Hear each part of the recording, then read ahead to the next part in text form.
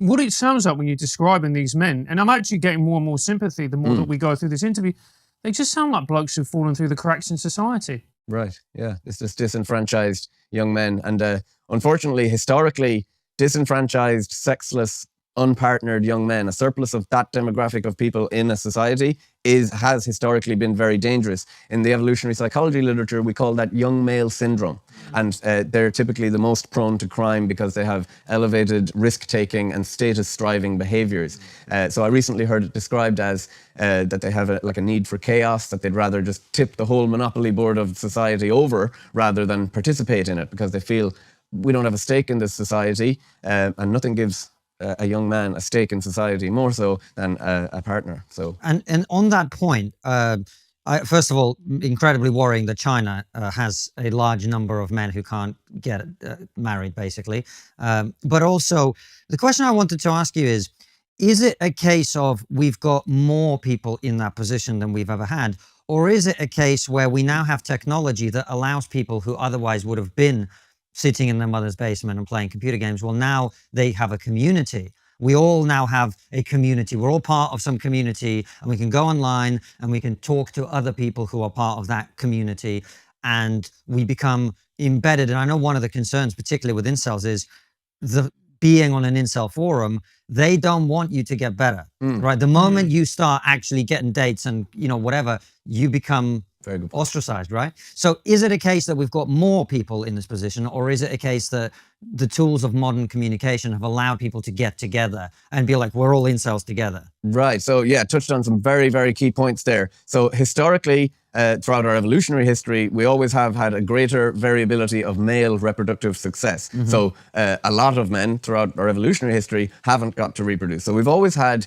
an incel problem. However, we had institutions to kind of deal with this kind of surplus population. You had monasteries. You had even, unfortunately, maybe an unpalatable idea is the idea of war and sending young men off on raids with the promise that they will be able to get a wife that way. So Mary Harrington, who I understand you've had on the show, she wrote a really interesting article on incels as the new Vikings. So Vikings, historically, would have been prototypical incels, unpartnered young men who could be sent raiding in war. So those kind of cultural institutions aren't really available. Perhaps I think it's clear that's a good thing, but it does leave us with this surplus population. I think you're right that the online worlds have given all sorts of communities a chance to kind of galvanize around together. And that might make this particular group of incels unique in history, to be the first to consciously grapple with the fact that they may be, to some extent, an evolutionary dead end directly, which is, might really mess with someone's psyche. There's also the kind of modern features of the modern mating market that are evolutionarily mismatched with our ancestral mating market that maybe exacerbate problems there as well. So if you think about it, in our ancestral environment, you would have encountered perhaps a couple of dozen potential mates in a lifetime. So persistent sexual rejection would have been perceived as catastrophic. If that got up and running, you potentially, I'm a dead end here. Whereas that's not quite the case now, but the rejection still hurts the same. And someone in the modern dating market with dating apps, big cities, transport around, could encounter more rejection in one day than would be possible in a lifetime in our ancestral environment. So for the psyche still remains the same, so that may compound any negative effects on the well-being.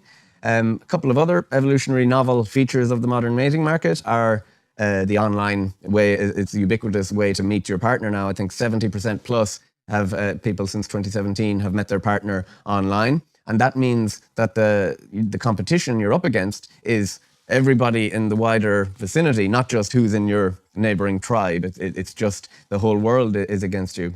And the way that works negatively is that for an incel, a woman of maybe similar, what we would say is similar mate value, but she might be able to meet a guy of higher mate value online, and he will be willing to have a sexual experience with her maybe once or twice, but not commit to long term.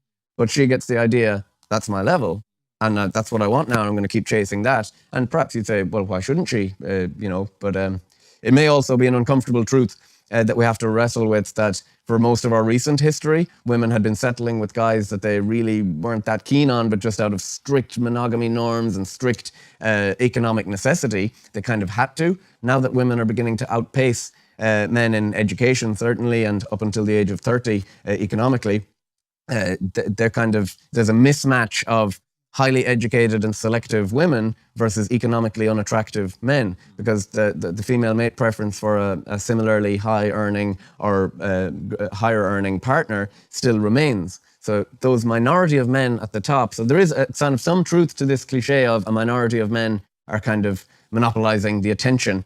That's borne through in a lot of studies that we see, and in a lot of kind of facts and figures that illustrate that point. There is some truth to that. And when you have a minority in any sex ratio, they call the shots in terms of sexual behavior. So if there's only a minority of women in a society, the men are more keen to commit long term. Whereas if you have only a minority of eligible men, then they call the shots, and they're reluctant to commit. And the sociosexuality of the other sex has to mirror whichever is in the minority. It's a fascinating way to look at it, like something so fundamental as sex ratios. And there was even one really cool study that these researchers called Rob Brooks and Candice Blake, they were able to predict geographic areas of high online incel activity based on 3 variables. Number 1, high income inequality overall. Number 2, small gender pay gaps, so women earning nearly as much or more than men. And number 3, male-biased sex ratios, so fewer single women. So all of those together could predict geographic areas of incels around the country. That was amazing.